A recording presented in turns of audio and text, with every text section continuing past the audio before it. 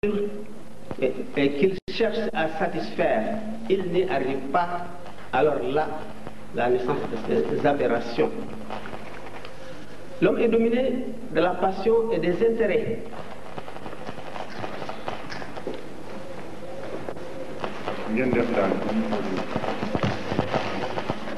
Et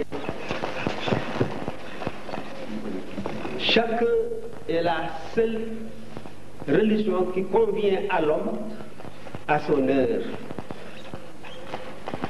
Comme on a l'habitude de le dire, comme les trois étapes de l'enseignement se succèdent, l'enseignement élémentaire, puis secondaire, ensuite supérieur, quand l'homme a atteint sa maturité sur terre. La non-violence donc et la paix sont deux éléments réunis en un seul. Quand on dit la tolérance, il y a la paix. La paix donc fondamentale. L'islam est venu pour établir la paix ici-bas et à l'au-delà. Le premier verset révélé au prophète Mohammed est son propos très haut. Iqra bismi rabbika allazi khalaq. Lis, mais au nom de ton Seigneur qui a créé. Lis veut dire, Iqra veut dire, lis, agis, étudie, et tout ce que l'homme fait sur terre, l'homme doit le faire au nom de son Seigneur. En ce moment-là, la science apprise au nom du Seigneur est tout à fait paix. Donc, il rend les plus grands services à l'homme et puis il évite tous les inconvénients. La science qui est utilisée pour détruire l'homme sur terre, ou pour le dépasser, ou pour le réduire en esclavage, excusez-moi, n'est pas au nom du Seigneur. Donc, ce que le Seigneur nous enseigne vient pour le bien de l'homme sur terre et non pour le mal. Quand on l'utilise pour le mal, ça c'est une aberration. La religion est venue pour nous enseigner la paix, en commençant par la prière. Avec la prière, comme l'homme signe un contrat avec Dieu, il se dirige vers un point déterminé, il oublie tout, tous les intérêts, toutes les passions, il oublie tout devant Dieu. Il sent la grandeur écrasante de Dieu en station debout. Il récite ces versets grandioses du Coran qui sont admirables. Il sent que c'est Dieu lui-même qui parle. Là, il sent la présence de Dieu, la présence écrasante de Dieu, tout à fait auprès de lui, qui le domine même, qui l'écrase. Quand il s'incline devant la grandeur de Dieu, parce qu'il sent grandeur. En cette station, en cette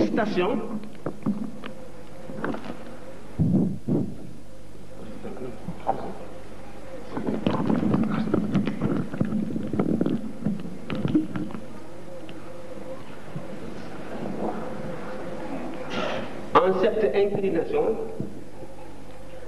il se représente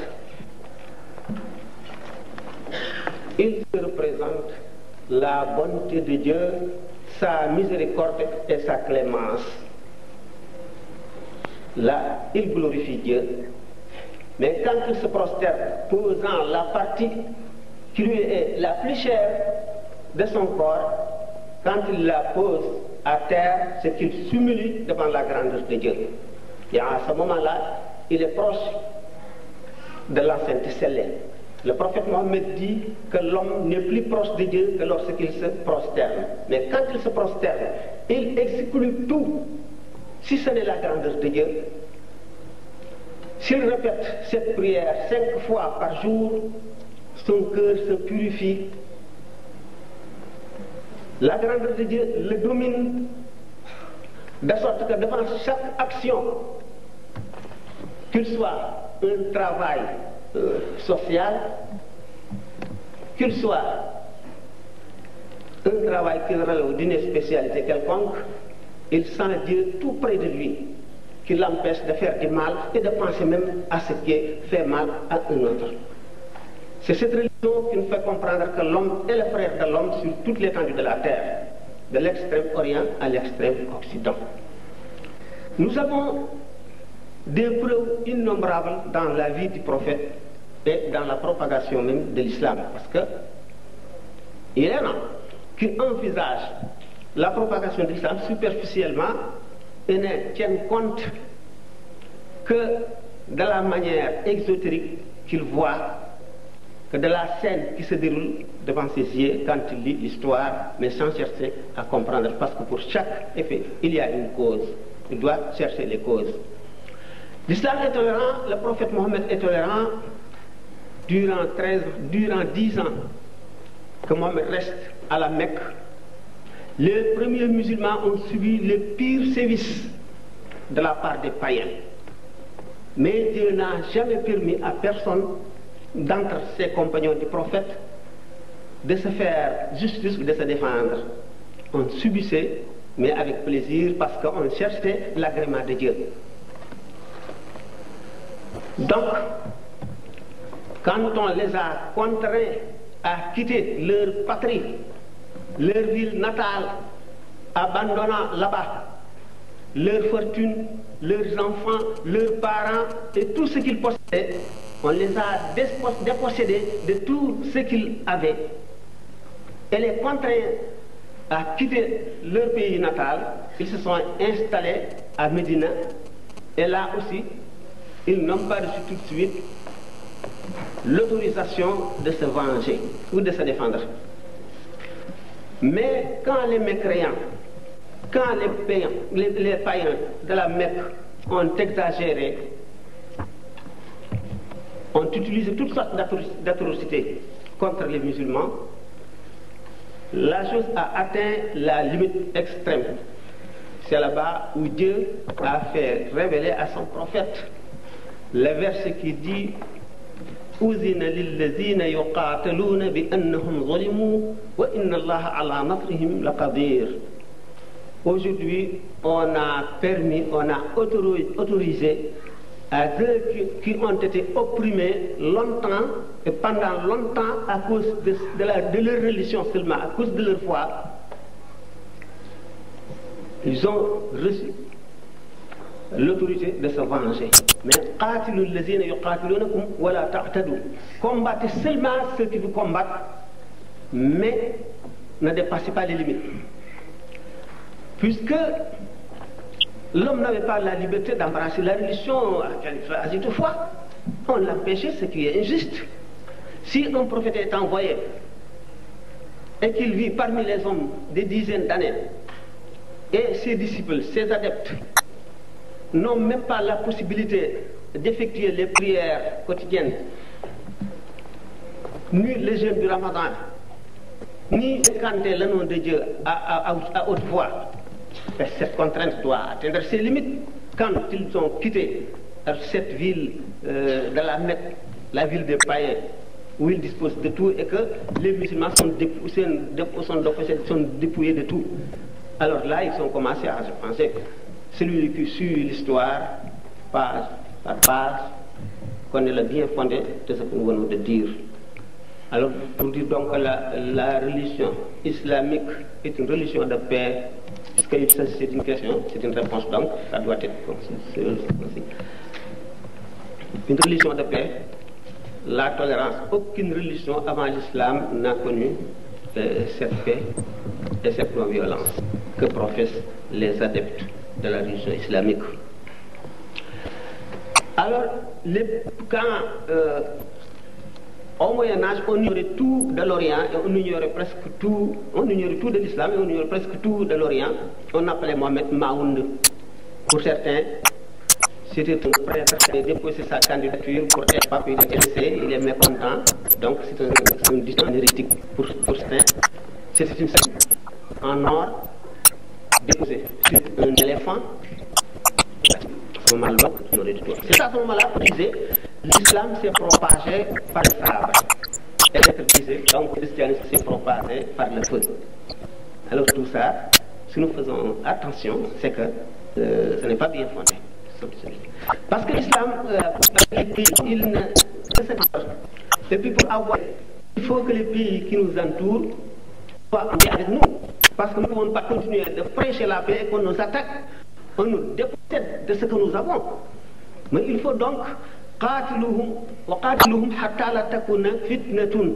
combattre jusqu'à ce que la paix soit établie, à ce qu'il n'y ait plus de sédition.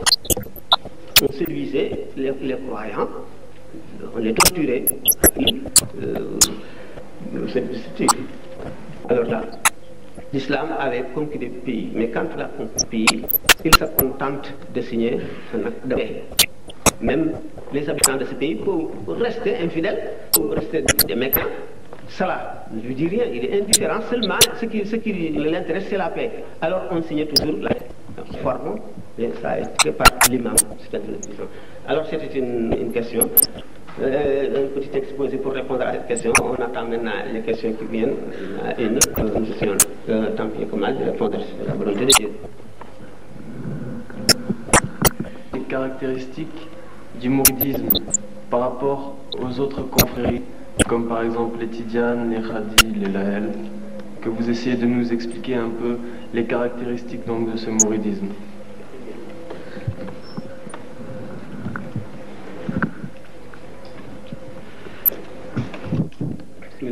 J'ai parlé tout à l'heure de l'évolution de l'homme sur terre et que ses besoins varient avec le temps. Comme l'islam est venu, comme la dernière religion, étant la plus parfaite, parce qu'elle tient compte de tous les besoins de l'homme, des passions et des intérêts, comme vous venez de le dire, c'est comme ça le mouridisme aussi. Étant la dernière confrérie née, elle a tenu compte de beaucoup de choses que les autres avaient négligées. Une confrérie au sein de la religion islamique est fondée par un chef spirituel qui a parcouru le chemin qui mène à l'enceinte scellée de Dieu. Celui qui a, comme je venais de le dire, en l'homme il y a deux parties antagonistes. Il y a le corps, il y a l'esprit. Actuellement, on passe une crise non seulement spirituelle mais métaphysique. Les confréries, parce que vous savez, l'islam a fait une législation parfaite. Cela régit les actions de l'homme. Mais pour le cœur de l'homme, ce qui le lie à son créateur, c'est ce qu'on appelle le soufisme ou le tasawwuf, un islamisme. Les confréries sont toujours fondées sur le soufisme. Mais vous savez, l'homme a des dispositions plus ou moins grandes. Il vient en sa naissance avec ses dispositions. Donc, il y a des hommes qui sont spirituellement prédisposés pour guider les hommes. Alors ces gens sentent une passion qui les appelle vers la divinité et ils méprisent tout ce qui est à côté de tout ce qui peut se présenter à lui, parce que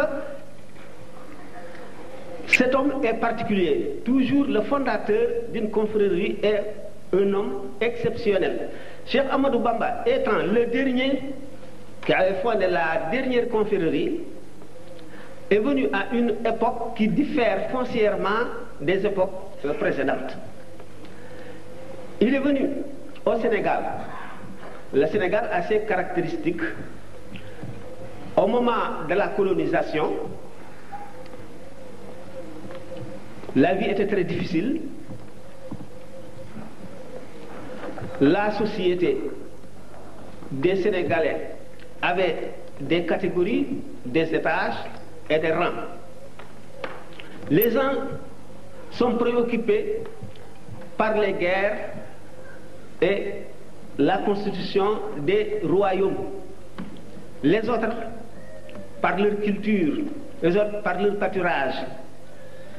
Il y avait une caste appelée les Dom Sokhna. Ce sont ceux qui se sont consacrés à la religion, à l'étude de la religion, qui étudiaient le Coran, la Sharia, qui est constituée de la théologie, de la législation, c'est-à-dire du fiqh, jurisprudence et du soufisme. Il y a parfois un homme qui est destiné à guider une certaine société islamisée. En cette époque, c'est Ahmadou Bamba qui est venu et a trouvé des conditions très difficiles qui sont beaucoup plus compliquées que les époques précédentes. Il a fait sa théorie par l'amour de Dieu. Il s'est occupé afin de l'éloigner de tout ce qui peut lui causer du mal dans sa vie terrestre comme dans sa vie spirituelle. L'homme, comme je dis, est composé de deux naves différentes. Cheikh Ahmadou Bamba avait commencé par ouvrir des daara. Qu'est-ce que c'est une daara?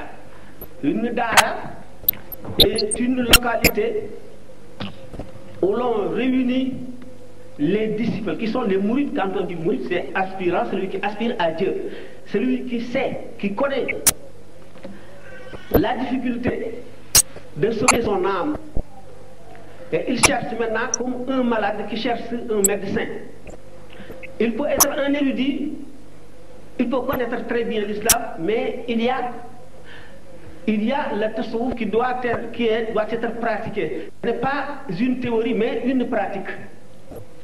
Alors cette pratique, ceux qui sont spécialisés à cette pratique ont traversé des dures preuves. Ils connaissent le chemin par où doit passer le disciple pour aboutir à celle de Dieu.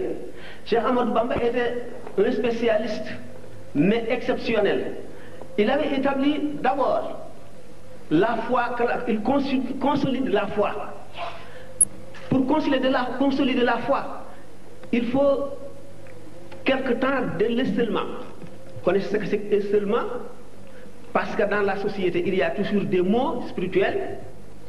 Il y a aussi des hommes malades qui peuvent contaminer celui qui cherche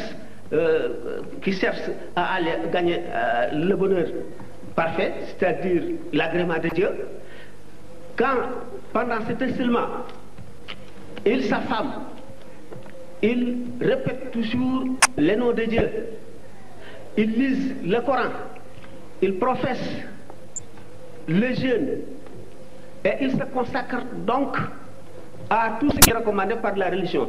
Le cheikh, par sa présence, par les exemples qu'il donne, par l'enseignement qu'il dispense, les aide, les élève, et à un moment donné, ils atteignent un stade où ils se sentent eux-mêmes des petits chefs spirituels qui peuvent guider d'autres.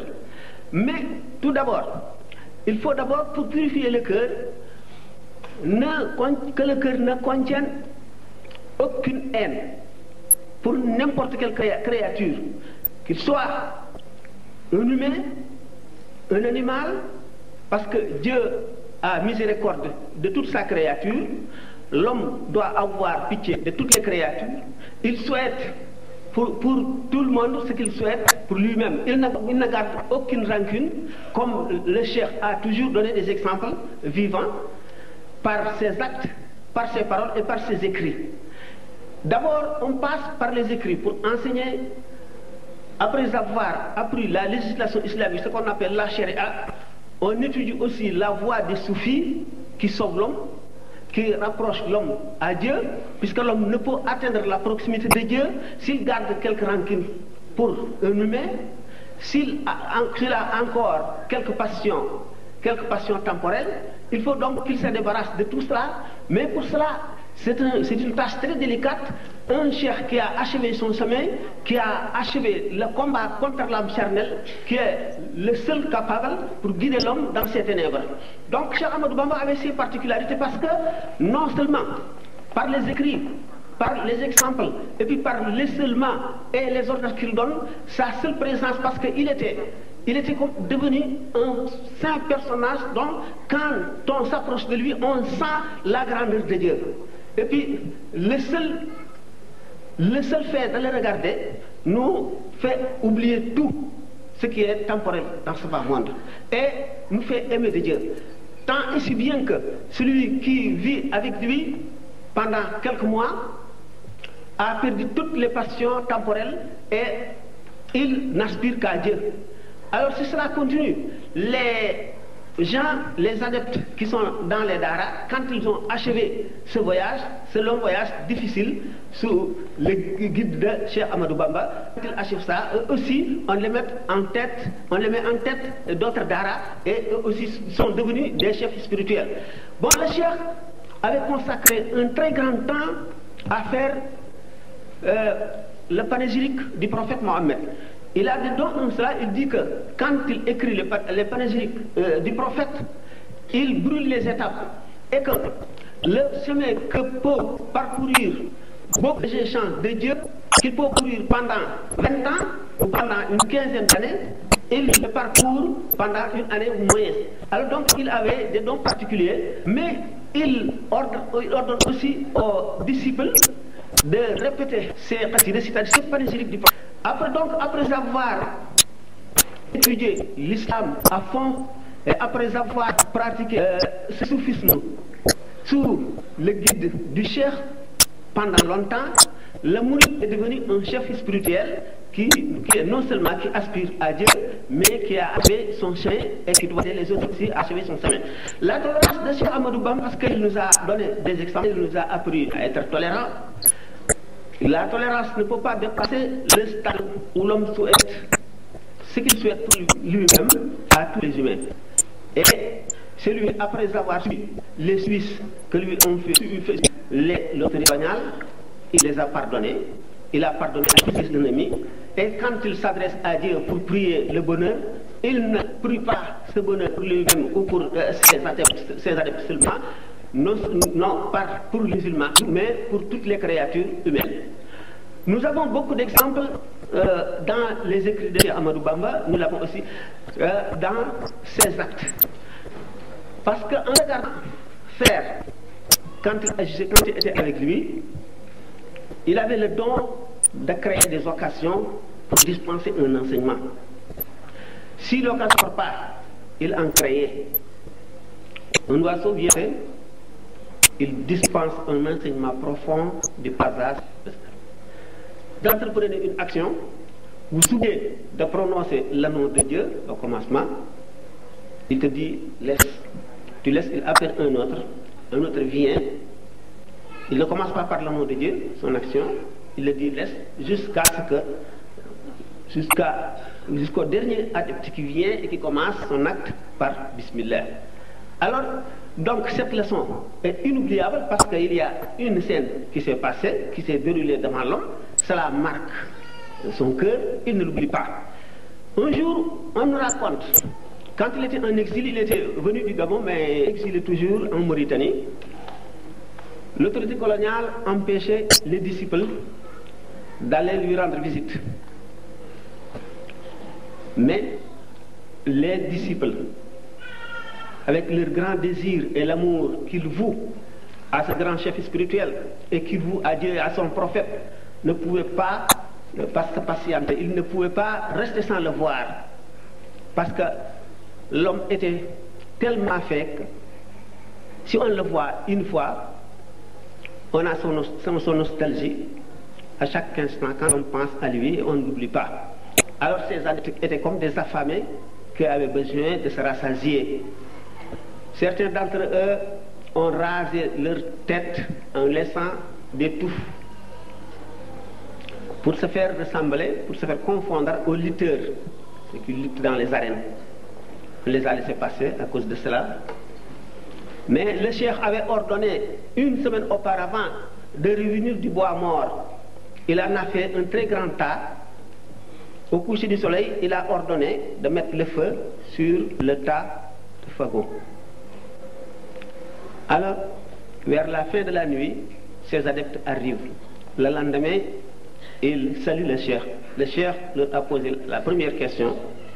Comment avez-vous connu le chemin? Non, d'abord, comment avez-vous fait pour échapper à la vigilance de l'autorité coloniale?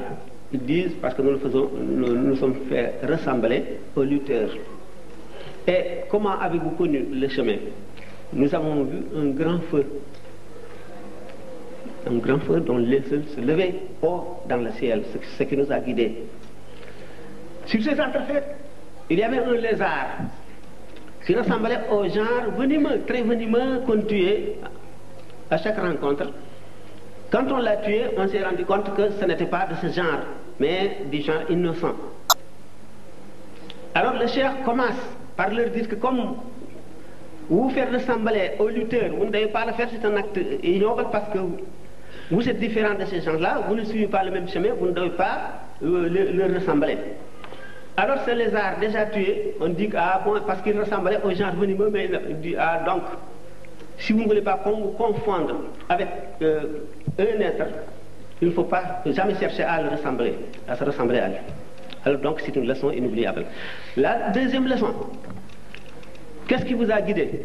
Disent le feu.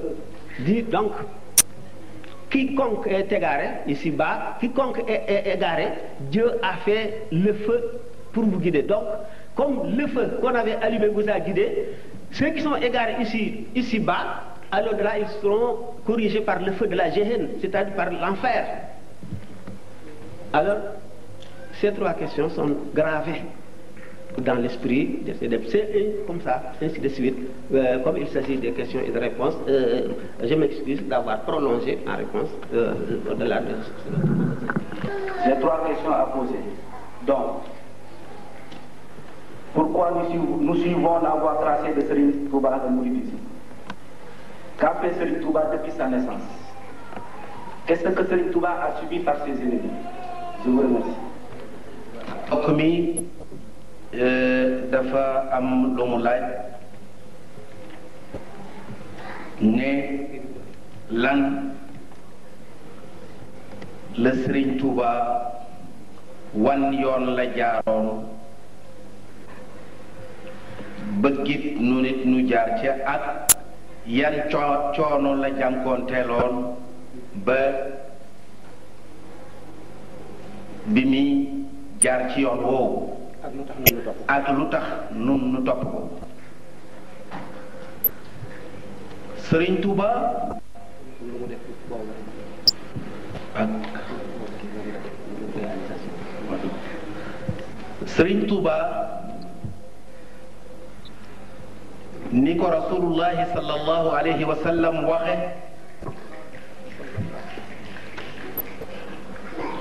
ne inna allaha yab'athu ala ra'si kulli mi'ati sana man yujaddidu diinahu. yàlla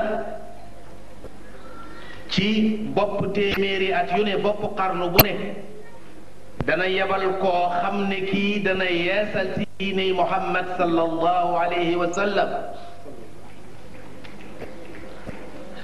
li tax nag diiney Muhammad sallallahu alayhi wa sallam fokk ku ko yeesal rekk lay soxla, waaye du aajoo keneen kuy soppi loola. mooy diine ji nga xam ne ji moom la yàlla bëgg mboolem lu mu bind aw ca loolee. mooy diine ji nga xam ne jamono ju ne ak barab bu ne ak nit ñu ne mën naa dëppoo ak ñoom. jooju diine bu amee lenn luñ cay dana mataay goo xam ne gi lenn loo xam ne lii luy war a jëriñ nit la ci àdduna ak àllaaxira lu mu mën a doon day war a ne ci biir diine joojee. loolu moo tax diine Muhammad sallallahu alayhi wa sallam mat koo xam ne amul lenn lu nit mën a jëriñoo ci àdduna wala mu di ci jëriñoo ci àllaaxira te nul ci diine. waaw diine ji nag bu fekkente ne du soppiku nit ñi dañu dem ba dévier jàdd. bu ñu jàddee nag day aajo koo xam ne kii dana leen delloosi ci yoon wi.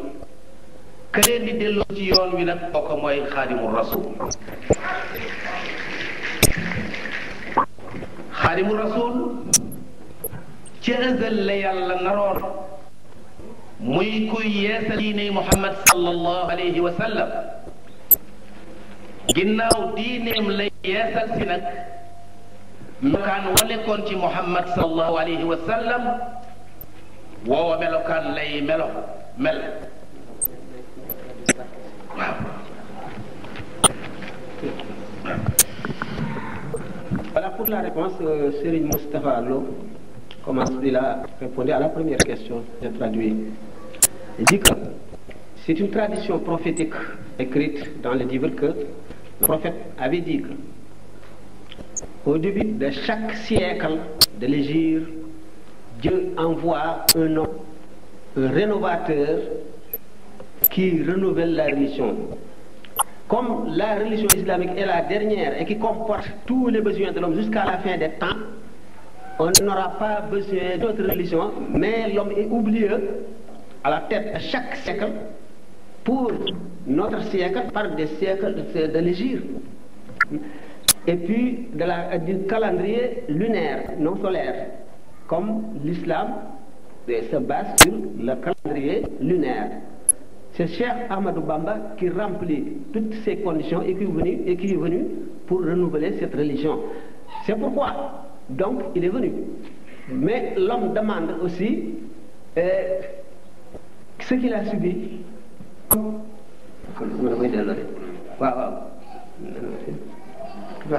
Voilà, comme le dit le prophète. Et puis, pourquoi nous aussi, nous sommes ses adeptes? Pourquoi nous suivons son chemin, c'est-à-dire ses exemples?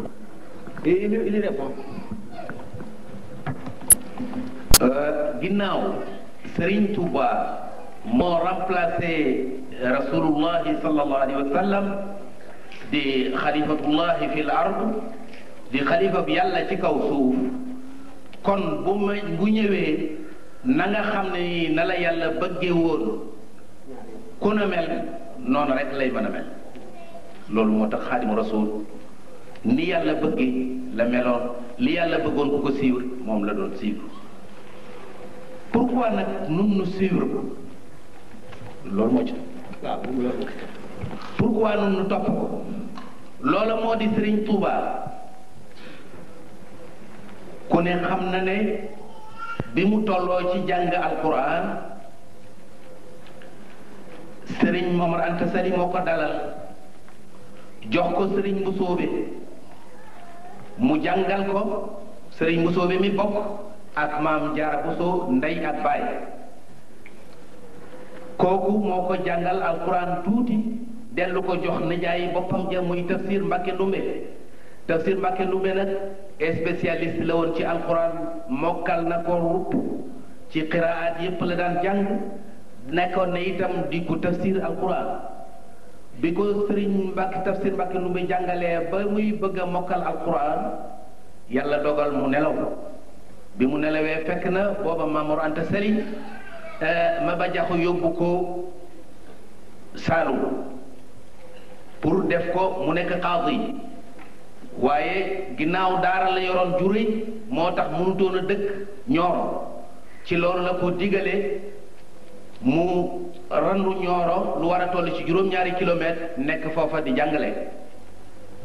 bu altine jotee mu ñëw Ñooro atteel Maba Jaxu. ca diir boobee la fa maam Jaara nelawe ñu denc ko foofee ca Ñooro. maam Jaara bu doxoon ndox mu suufe dul woon ci loola dana ba sëriñ jàngalekat la woon.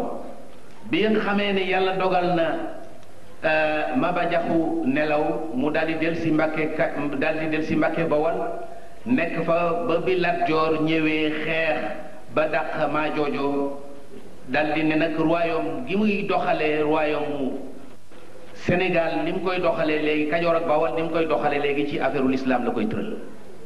ci loolu la indi Maam Mor Anta Sali indi ma jaxate kala ñu di ko atteel. Maam Mor Anta Sali ci jamono yooyu mu wax ko la mu waxoon Maba du ma dëkk ci capital bi booba Lat Joor capitalu Sénégal mi ngi koo def kër Amadou Yàlla. mu daal di dànd kër Amadou Yàlla lu war a toll ci juróom-ñaari kilomètre dëkk bu ñuy wax Pataar. mu daal di nekk foofee boroom xam-xam yépp ñi bëgg a jàng ak doomi soxna yeeg nit ñu yiw yépp fekk si ko foofu di jàng ci moom Maam Mor Anta Sali. ci jamono yooyu nag fekk na Tafsir Mbàkke Ndumbe nelaw ba sëriñ bi delsiwaat ci loxol Maam Mor Anta Sali mu di ko jàngal gannaaw bi waaw waaw bi mu xamee ne loolu am na nga xam ni Maam Mor Anta Sali école bi mu yoree mujj na mel ne ab université adduna bépp wut si ko ñii ñëw di jàng si ci Maam Mor Anta Sali sëriñ bi itam sa Maam Mor Anta Sali di ko jàngal en même temps ci biir loolu la ñu nekk ca njàng ma ba yàlla dogal Maam Mor Anta Sali nelaw ña doon jàng it des fa ndax daara ja du woon ñoo xam ne ñii dañuy ñëw di jàng rek dafa amoon ay professeur da ngay ñëw di jàng fànn gi nga xamul gi nga xam nga di ko jàngal ñi ko xamul noonu la daara ji composé woon ba ñu toogee nag ba jenn jëmmi bis Sëriñ Tuuba wax ni rasulullahi sallallahu alayhi wa sallam dikkal na ma tey xamal ma ne ma sa borom nee na rabbi asxaabaka bilhimma wala turabbihim bi darsi faqat hum bi liqu bihi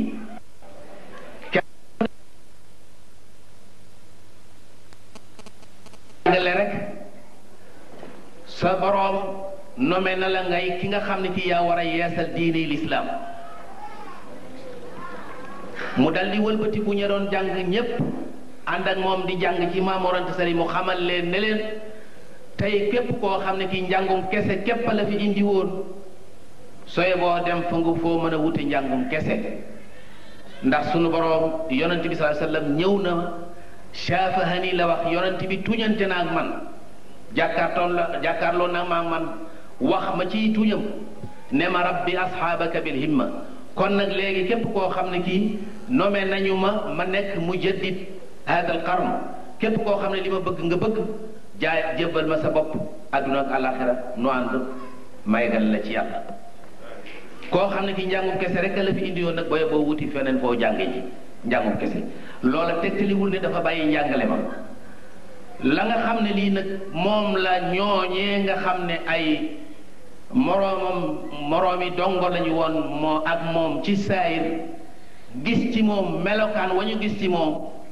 ak la mu leen wax gëm guñ ko gëm ak xam ne moom yi leen wax loolu yàlla jaral na ko loo xam ne ñoom ñooñee jaralu leen ko ñoom ñooñee teg nañ moomee itam teg na yàlla foo xam ne ñoom ñooñee teguñu ko fa looloo tax ba mu leen waxee loole ñu daal di wëlbatiku topp ko ca topp googee nag ci la formé ay nit nag ñoo xam ne ñii da leen a dessiné ñii di defare ba mu leen defar ba ñu set wecc ba mën a defaree ba egg mu eggale leen ci yàlla daal di nommé ñooñee nag ñuy eggale nit ñi ci yàlla. Voilà, on me demande d'être bref. Il a tracé la vie du cheikh depuis le début de sa scolarité jusqu'à son enseignement. Quand il a commencé à dispenser enseignement à côté de son père, ensuite après la disparition de son père, jusqu'à ce qu'un jour le prophète lui apparut et lui dit: ton Seigneur te dit maintenant d'éduquer tes disciples par ce que le soufi appelle la himma et non seulement par les leçons. Et ce jour, il a fait comprendre à ses disciples que, après avoir reçu cet ordre de Dieu, ceux qui ne visent que l'enseignement seulement, n'ont qu'à aller ailleurs chercher d'autres professeurs. Quant à ceux qui veulent un chef spirituel qui est capable de faire aboutir un disciple à l'enseignement de Dieu, il n'a qu'à le suivre parce qu'il est celui qui est tout à fait désigné par Dieu au début du siècle pour renouveler la religion et pour guider les hommes spirituellement dans la voie de Dieu. En bref, c'est cela la réponse de la deuxième question. Il reste la troisième, je dois y répondre.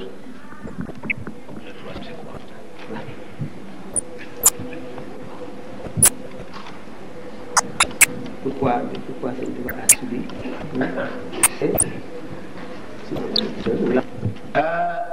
deuxième question bi troisième question bi mooy dafa laaj Serigne Touba bi mu tàmbalee loolu yan nattu la jànkoonteel ak nan la jëfanteeg ñi ko xam ne ñoo ko doon nattu du loolu nattu yi mi ngi tàmbalee ci bi nga xamee ne tàmbali na di créer loolu di former ay nit di leen defar ci biir loolu la ñu gisee loo xam ne lii xamuñu ko woon miinuñu ko woon booba xam nga époque boobu temps boobu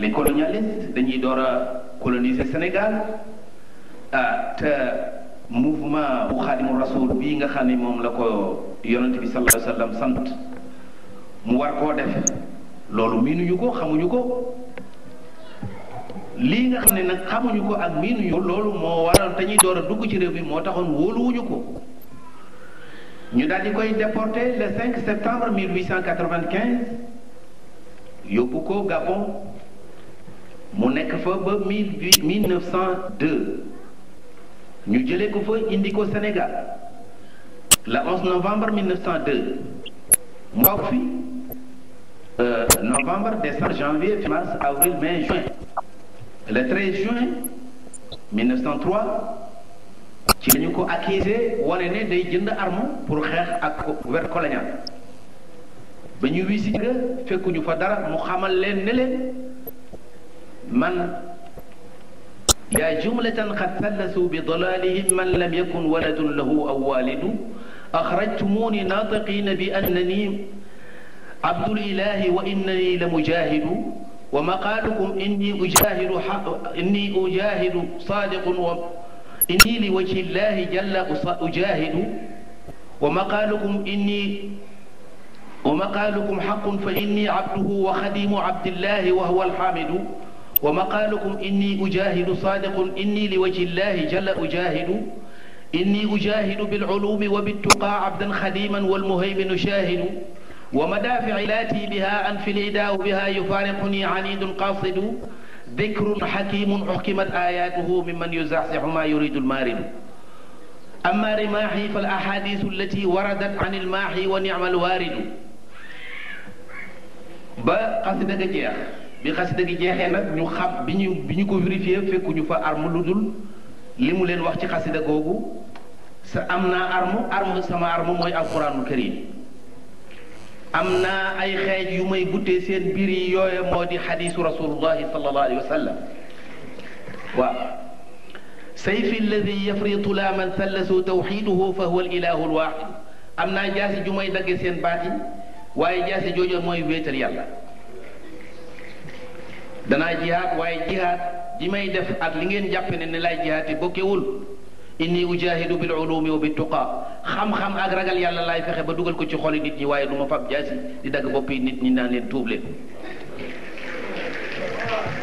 ba xasida googu demee nag ñu daal di xam ne kii kat moom du xeex ak ñoom wutul arme wante bu yàggee dana influencer nit ñi ba du ñu am respect ci gouvernement colonial ñu daal di koy def décret ci le 13 juin ne nañ ko interdit yóbbu ko Mauritanie ñu yóbbu ko Mauritanie le 13 juin 1903 ba mars 1907 am na fa 4 ans et quelques ñu daal di wëlbatiku waa autorité mauritanienne dogu ci daal na génn ak nu mu génne ba Cheikh Sidiya Baba mi nga xam ne moom lañ ko tegoon ci loxoom wax ne wa ma aybuhu illa ibadatu rabbihi wa naf'ul wara fi subhihi wa masaa'i Sëriñ Tuubaa ku am ayib la ayib ju rëy waaye ayibam jooju jëpp kat li muy rëy rëy mooy jaamu yàlla ak jëriñ nit ñi guddeeg bëccëg loolu mooy sikkam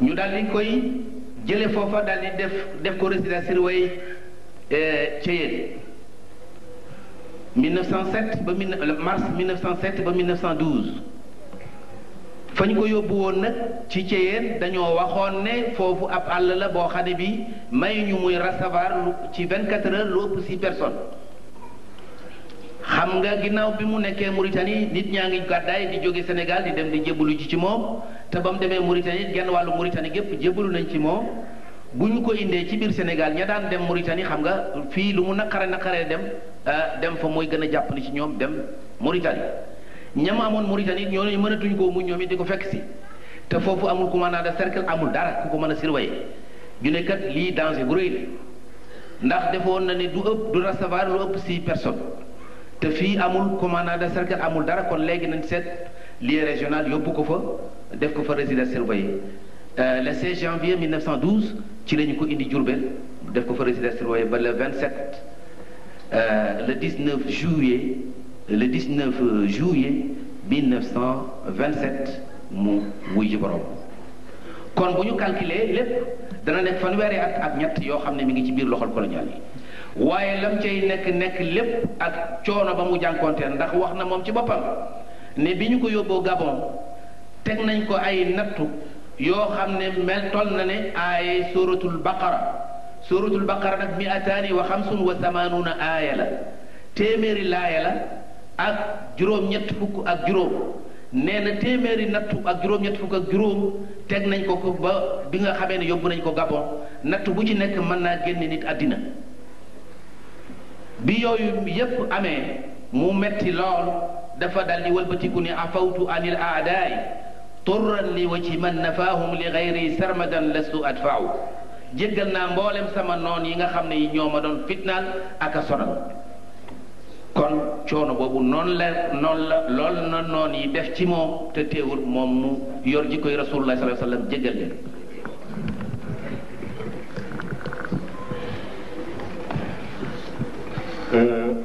pour résumer la troisième question du professeur Moustapha Lo, on lui a posé la question à savoir quelles sont les épreuves que notre cheikh a subies durant sa vie. Il a commencé par dire que ces épreuves ont débuté tout juste dès qu'il a hérité l'école coranique qu'animait son père, qui était un éducateur, un professeur coranique et qui vivait tout près de la capitale de l'époque du roi qui s'appelait Ladjar. Il vivait dans cette capitale avec un grand poète sénégalais nommé Madiakhate Kala. Dès le décès de son père, il avait hérité l'école, qui était une école qui réunissait des professeurs dans le domaine de l'enseignement islamique. Parce que c'était des personnes qui avaient fini leur enseignement coranique, qui avaient fini leur enseignement chariatique et qui venaient se compléter dans l'éducation des disciplines comme la grammaire, la théorique ou dans le soufisme. Mais très jeune, tous les disciples de son père qui avaient l'âge de son père s'étaient tout de suite rendus compte que le jeune fils Ahmad Bamba les dépassait de loin de par sa capacité de compréhension. Il a fini donc par être le représentant de son père dans cette école. Et dès qu'il a reçu l'ordre de Dieu par l'intermédiaire de son maître spirituel, qui est le prophète Mohammed sallallahu alayhi wa sallam, de ne plus éduquer ses élèves de par la norme classique, qui est l'enseignement du Coran, l'enseignement de la charia, mais d'éduquer désormais les âmes. Il a vu l'école complètement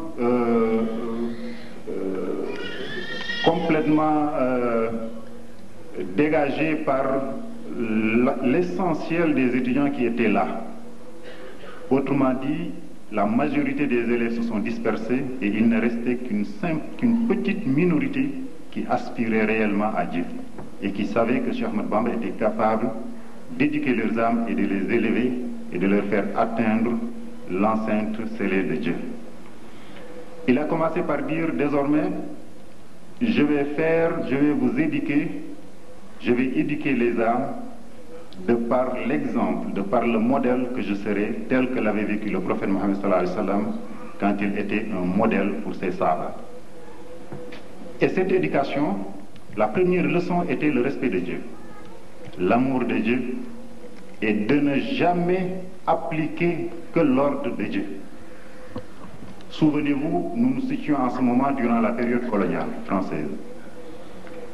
Pour toute autorité temporelle, le refus de soumission de l'autorité spirituelle est une atteinte, une sorte de rivalité, une sorte de concurrence, une atteinte à leur pacification.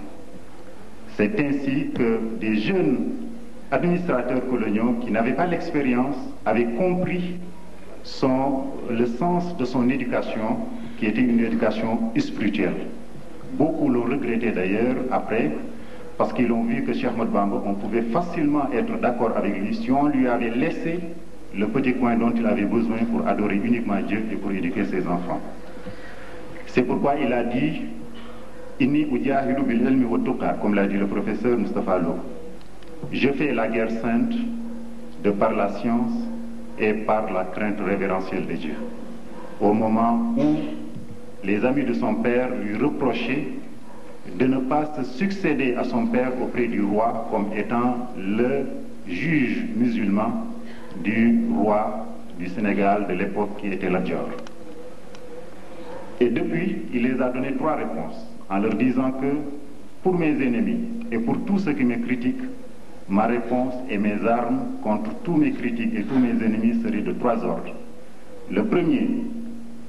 Ma première arme serait le Coran. La deuxième arme serait la sunna du prophète Mohammed sallallahu alayhi wa sallam. Et la troisième arme serait le tawhid, qui est l'unicité de Dieu. Depuis lors, il n'a jamais cessé d'être l'objet de toutes sortes de turbulences coloniales, qui n'a cessé de le mener d'une ville à l'autre, d'un pays à l'autre, durant 33 ans. Il a passé du Gabon, dans un climat tempéré, à un climat sahélien, comme la Mauritanie, pour revenir à sa résidence à Thiéyène au Sénégal, et jusqu'à la fin, jusqu'à son dernier souffle, il était encore en résidence à Diourbel. Ce n'est que lors de son décès qu'il a été transféré dans sa capitale spirituelle, qui est la capitale du mouridisme actuel, qui est Touba Sainte, Toura al-Muharrasa. C'est le transfert. Oui, nous continuons toujours dans la... L'islam a prévu, étant la dernière religion la plus parfaite qui régit toutes les actions de l'homme, toutes ses pensées, dans tous les domaines, l'islam a prévu donc la vie de l'homme comme un bateau qui quitte ici pour gagner l'Indochine. Dans ce bateau, on a prévu le nombre de voyageurs et leurs fils qui naîtront en chemin, les petits-fils, les maladies qui surgiront et tous les besoins que l'homme aura pendant ce parcours. On a donc tout prévu. L'islam est ainsi. Il a régi tous les actes de l'homme, toutes ses pensées, toutes les situations.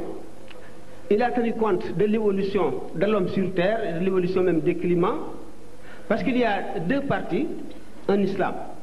La partie purement spirituelle qui régit la confession de l'homme, sa foi en Dieu, ses attributs, les anges, ce qui se passera en son séjour dans la tombe, pendant la résurrection et la station debout avant le jugement du grand jour et tout.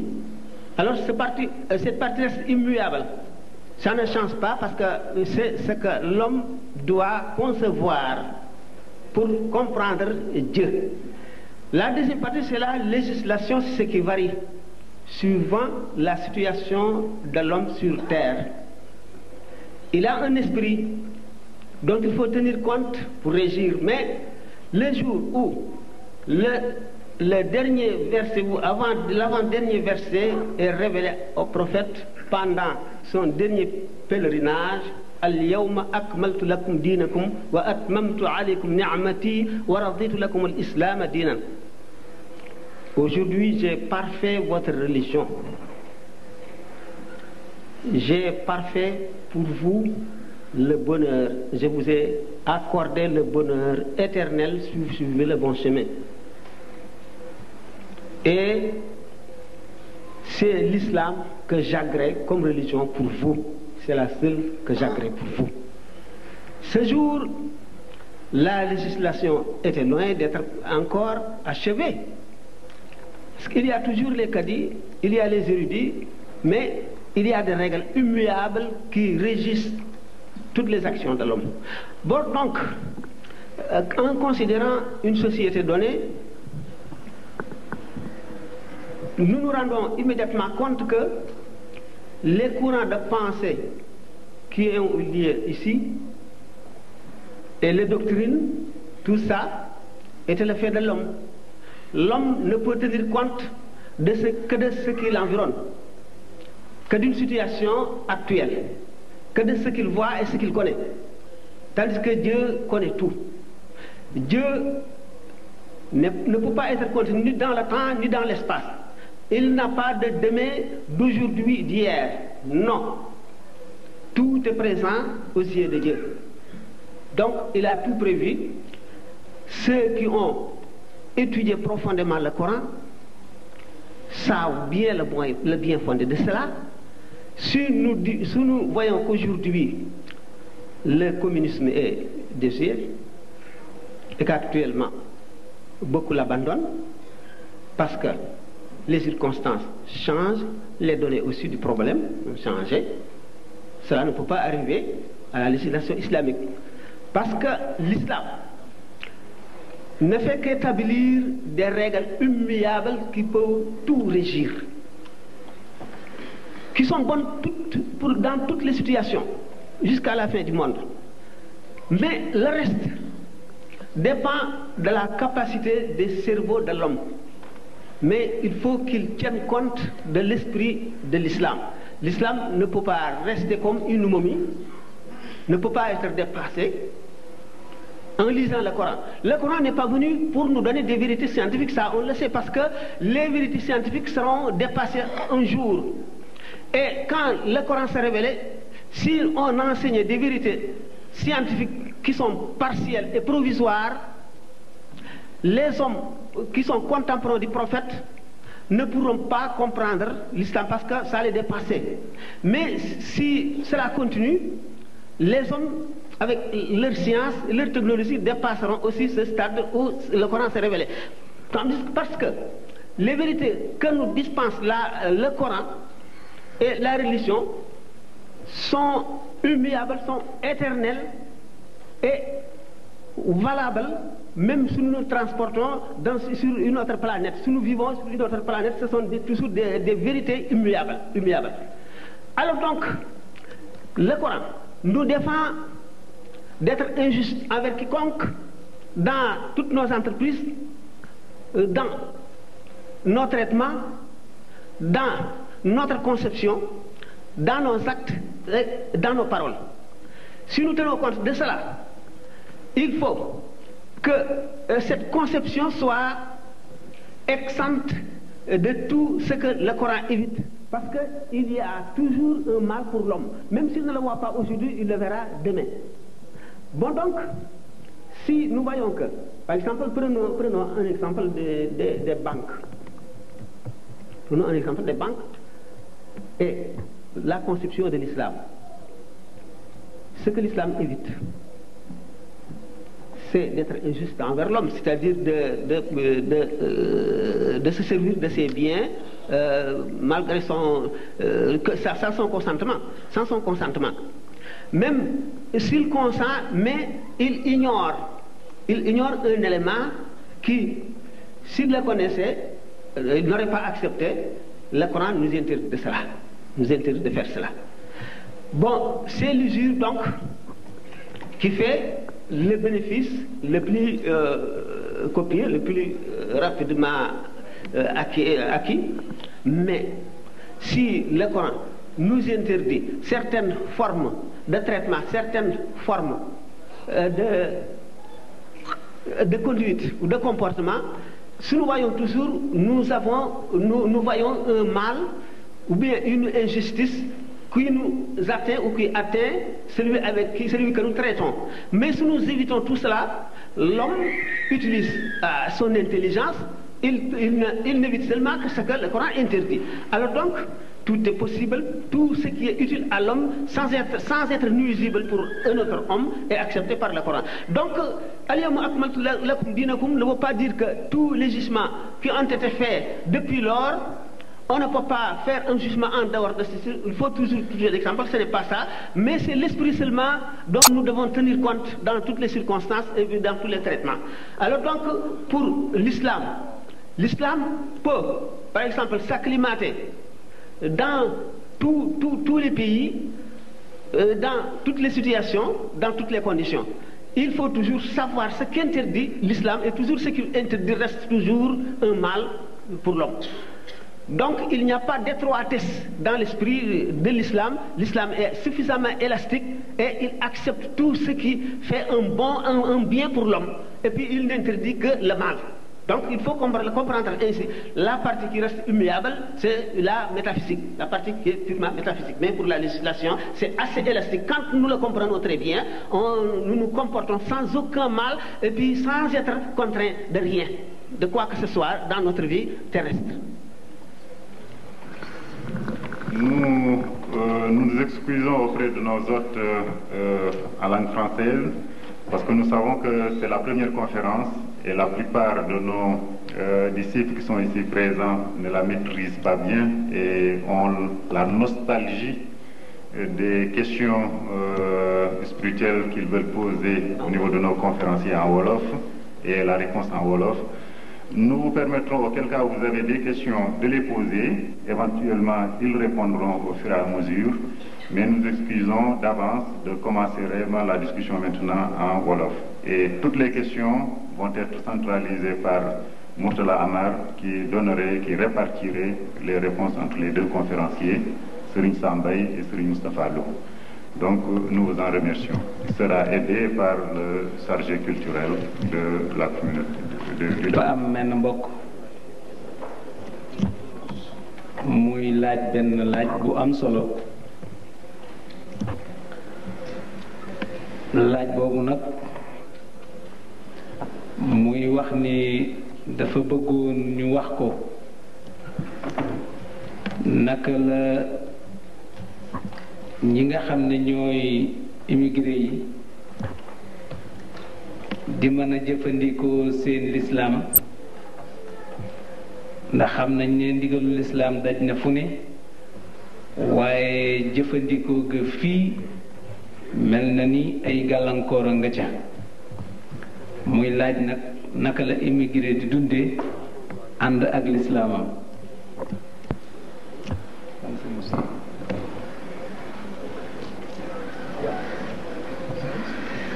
Moustapha kon Serigne Moustapha Lo moom lañ jox loolu.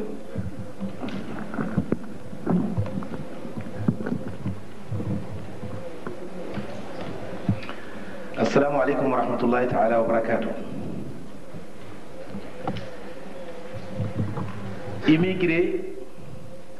immigration bu ñu ko seetee mbir la moo xam ne mu reenu la ci lislaam ndax rasulullahi sallallahu alayhi wa sallam mooy ki ko jëkk a def nekk na ku ne xam na ne makkatal mukarrama la gane àdduna ku ne xam ne makkatal mukarrama la yaraw ku ne xam ne makkatal mukarrama la ko yàlla yónnee ginnaaw bu mu amee ñeent fukki at ku ne xam ne dund na fa lu mat fukki at ak ñett gannaaw bi mu door a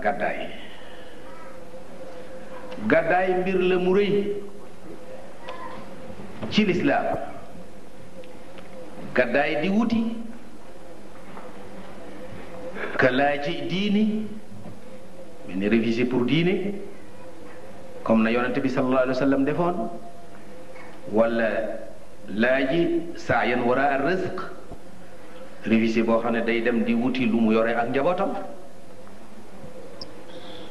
loolu lépp lu am la ci lislaam lu reenu ci lislaam la ndax loolu lépp rasulullahi sallallahu alayhi wa sallam def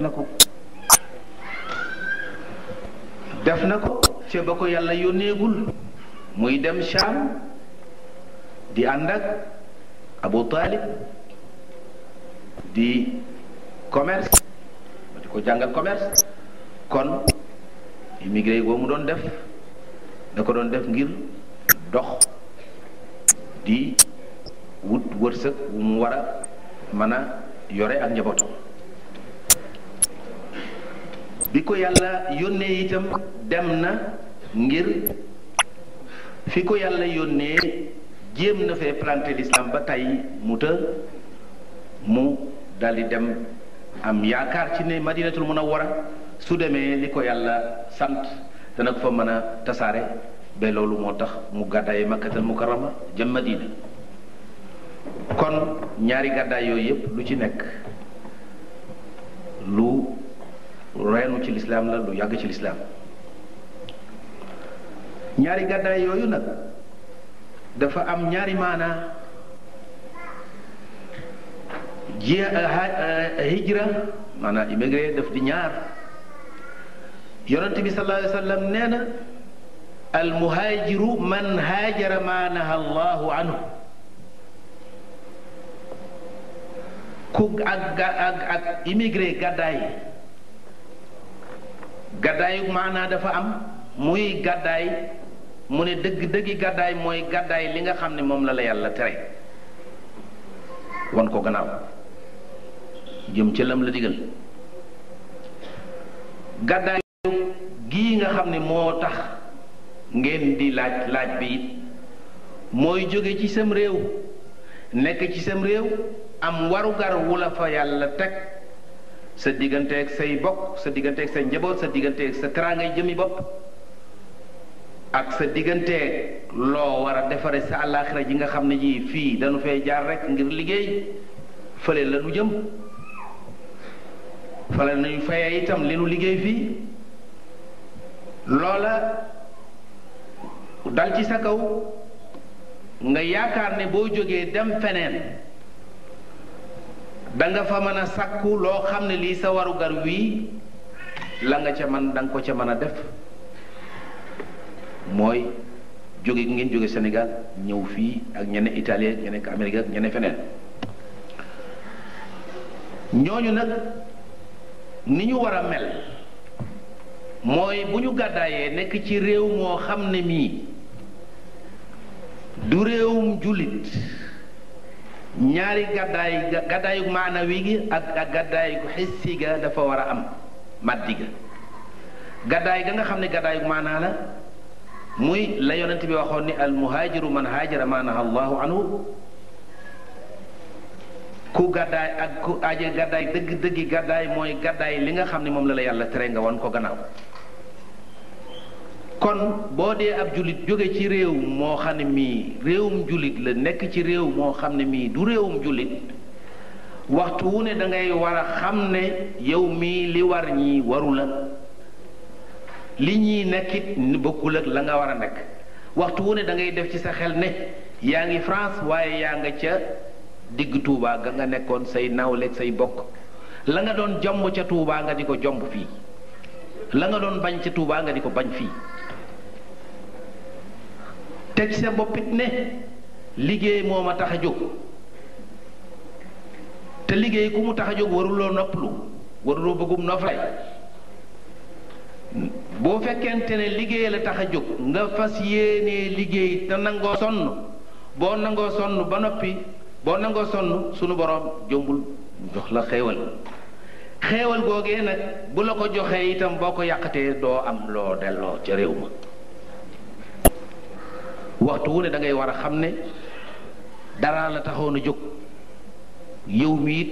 laaj bi defe naa ne leer na lim ci mën a dolli nag du doy ñaari baat rek laa ci sànni yaakaar naa ne ñi nekk fii war a nañuy jëfandikoo ndax yi leen islaam teg te def ko léeg-léeg mu jafe yim leen tere léeg-léeg wattandiku ko na mu waree jafe. mooy li nga xam ne xëy na dana leen di jaaxal wante ni ñu waxee lislaam moom dafay lu mat goo xam ne dara lu warul a dugg du dugg waaye dara lu war a génn nit du génn lu warul a